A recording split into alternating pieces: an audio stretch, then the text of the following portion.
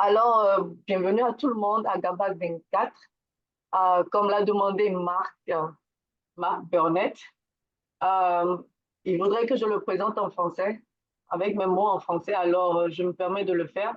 C'est un Jamaïcain et il a failli se faire amputer son bras, mais Dieu merci, cela ne s'est pas passé. C'est un LinkedIn Top Voice et il aime supporter, encourager tous ceux et puis aider aussi tous ceux qui sont des passionnés de la gestion de projets. Et il aime aussi aider en matière de délivrer des projets complexes. Il aime vraiment apporter son grain ou son sel à la sauce. Donc, thank you, Mr. Mark Burnett. It is your time. I think I'm handing you over, like I'm giving you the mic.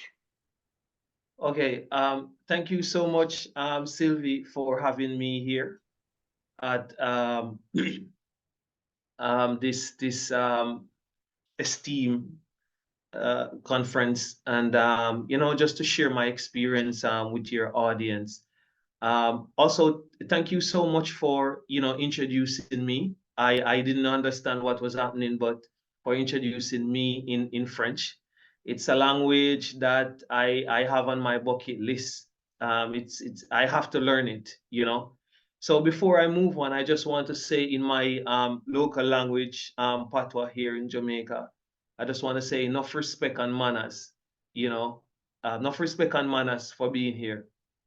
So today, good morning, good evening, wherever you are, to all my friends and colleagues in the audience.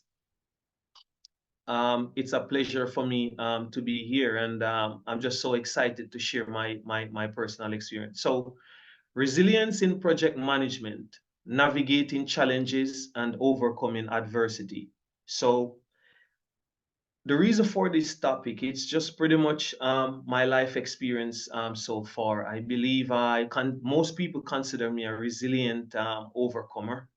My life has been about that since I know myself, And also, one of the things that I wanted to do is to share the importance of resilience in project management.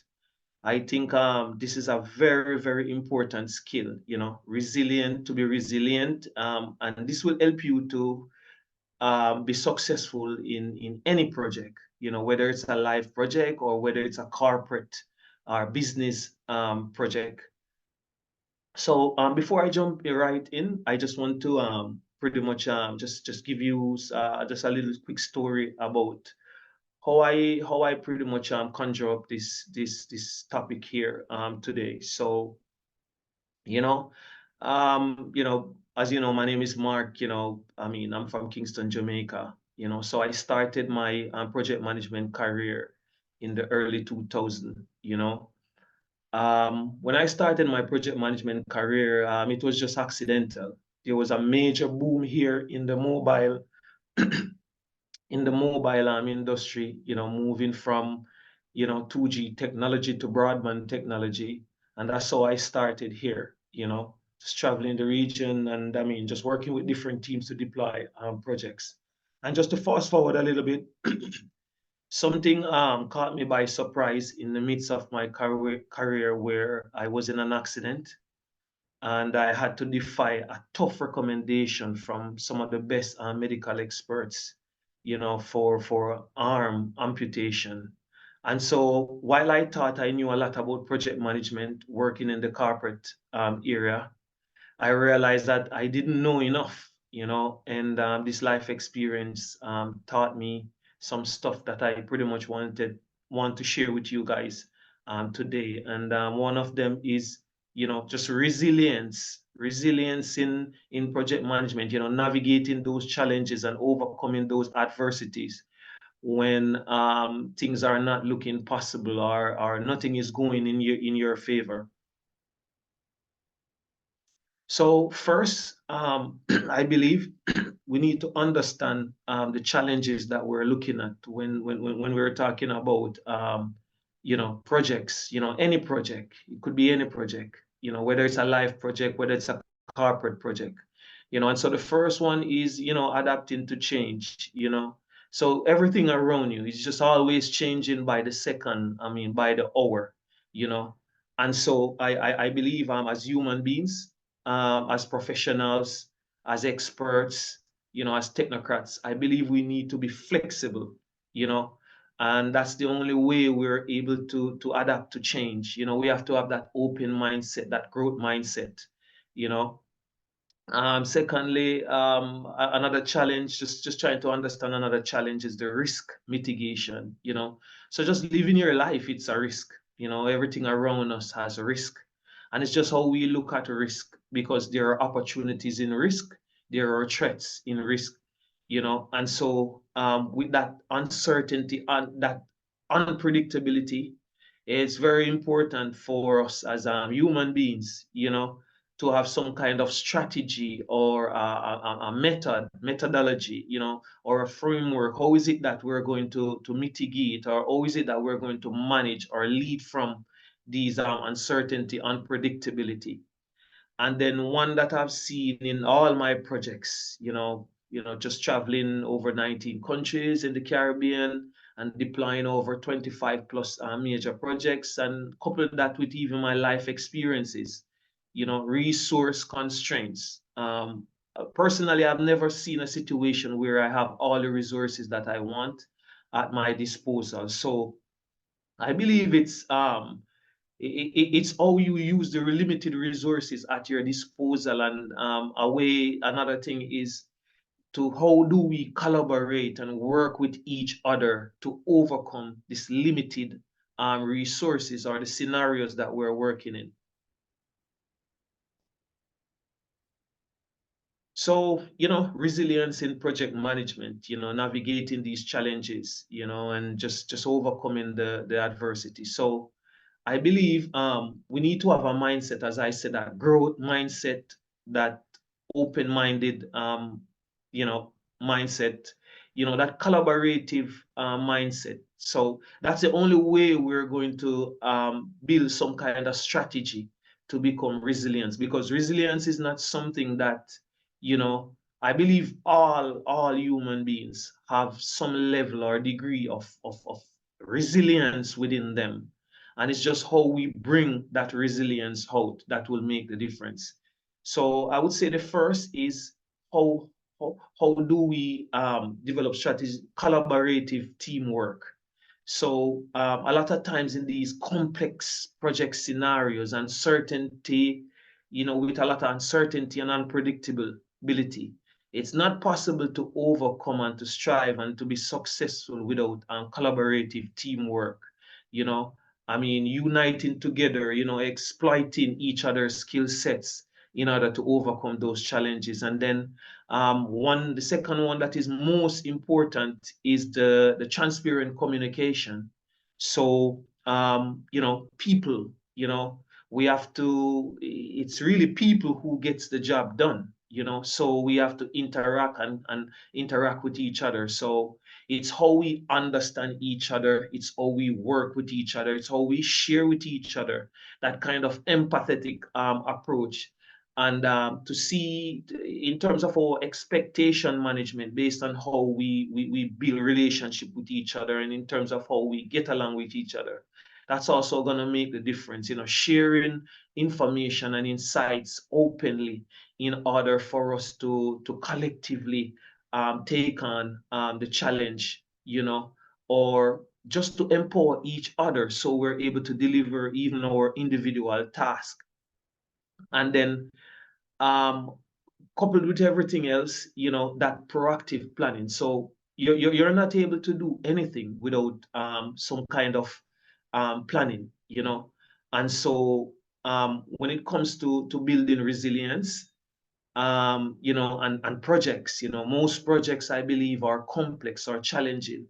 So proactive planning is very important, and you're not able to do proactive planning without that collaborative teamwork, the transparent communication, and that will help you individually and collectively, to prepare and to be agile to overcome those potential surprises or obstacles.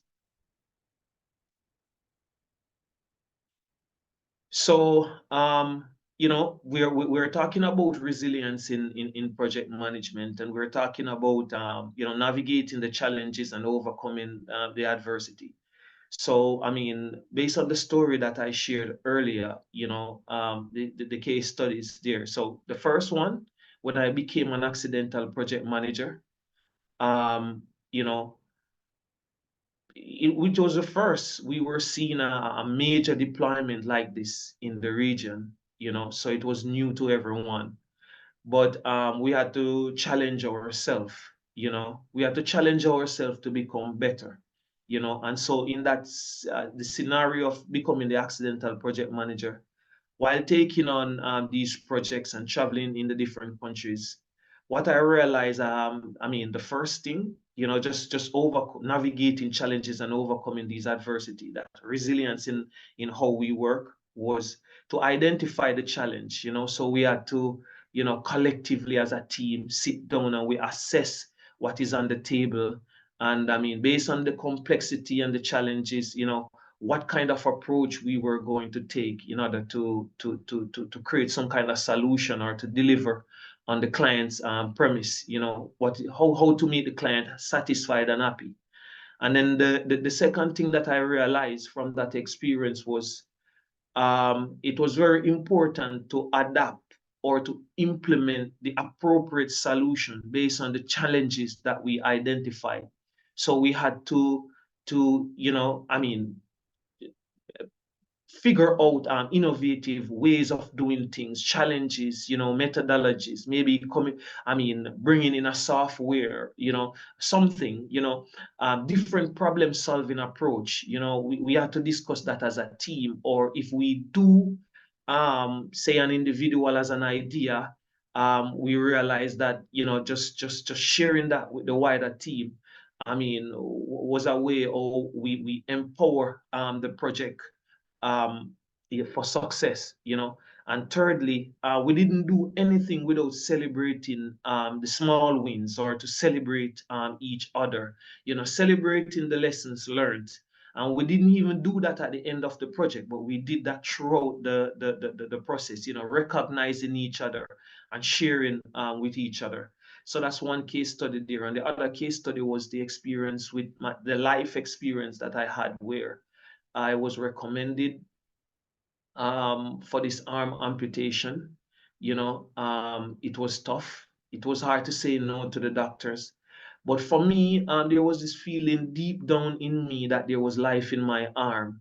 You know, that was the first thing, you know. And I realized that the doctors were at that hospital facility, were not in the best position to support me. So, you know, the first thing that I did was to identify what the challenge was, you know, and the complexity. So what happened was that I pretty much rebelled, you know, and I went against what they suggested, the amputation, and they relocated me to another hospital facility which was able to support me. So that leads us to the implementing solutions. Like, you know, so when I went to that other facility, they told me, you know, if you came here like a minute later, you know, there was no other option but to amputate the arm, because I spent 24 hours in the hospital without any support, any cleaning of the wound or anything like that. So it was just pretty much the vibe that those doctors were getting from me, you know, that high spirit, you know, that allowed us together to apply like innovative solutions, you know, and trial and error, you know, cleaning up the wound, you know, and giving it some time with patience, you know, that problem solving approach. And yeah, and I spent like 6 months in the hospital, and I can say it was pretty much just trial and error most of the times, you know, for those 6 months, you know, trying different things, nothing was clear. Everything was uncertain and unpredictable, but just trusting in those doctors, and also they were trusting in me, and we were working very closely as a team. We had unlimited resources, and there were some dark moments too, but we worked with each other, empower each other. And yeah, that's how I was able to recover from this. And then in the end, we didn't just we did this by celebrating together. So I sent a appreciation letter to the doctors, and likewise they appreciated me as well. So we celebrated each other. We celebrated the small wins, as I said again, throughout the process. We generally have like meetings weekly, and we sit down and discuss, where we are, where we're going, and how is it that they will help me to overcome all my trauma and to pretty much get on with my life. After overcoming this situation. And so this leads us to some key takeaways. So resilience in project management, navigating challenges and overcoming adversity. So as you could see, adaptability is something that's very, very important. If you're not able to adapt, it's going to be difficult to navigate challenges, and overcoming adversity in your projects or even in life. Fostering some kind of culture of agility and flexibility, versatility.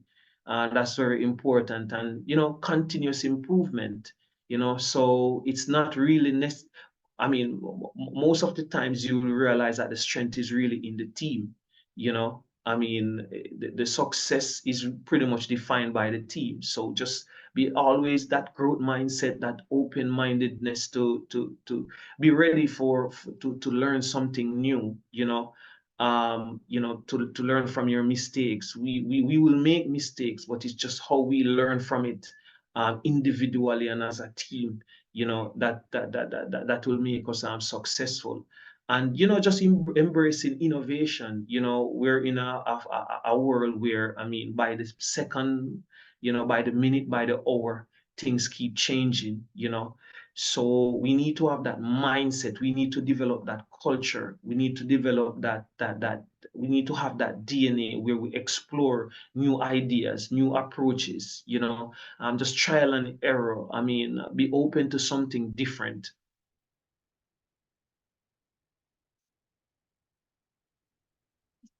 Yeah, and I just want to say, it was a pleasure for me, to share my life experiences with you today, guys. It's something that I hold very dear to me, and I think this will be these are strategies that I believe will help you in your daily projects and in your life. And so if you ever need to get in touch with me, you can find me on LinkedIn. Reason with Mark. Most people, they call me Reason with Mark because they think that I'm a reasoner and I just always have something to share, and impart. That's what I'm about. Thank you so much, Mark. Thank you for gracing us today on this platform with your knowledge, your experience, and everything that you went through in life. I don't know if our participants have a question, actually. Okay, seems like there's no question. So what I'm going to do is just stop there because you said everything and they know where to find you. They know if they have any type of question, they will come. And since we are practically at the end of the allotted time, we are going to stop here in order to prep for the next session. Okay, I say thank you, Mark. Yeah. And I think he also said something in the chat. He said accidental project manager, which is cool though. I like that. Yeah, thank you, Upa. It's just a pleasure to share. Yeah, I was an accidental project manager in both life situations. Before I thought I knew a lot, and then life just pretty much humbled me. So thank you everyone. Thank you for your time, and see you for the next session of GABAC. Thank you. Yeah, I think Thank you next so time. much, guys. Yeah, yeah. Thank you so much. Bye bye.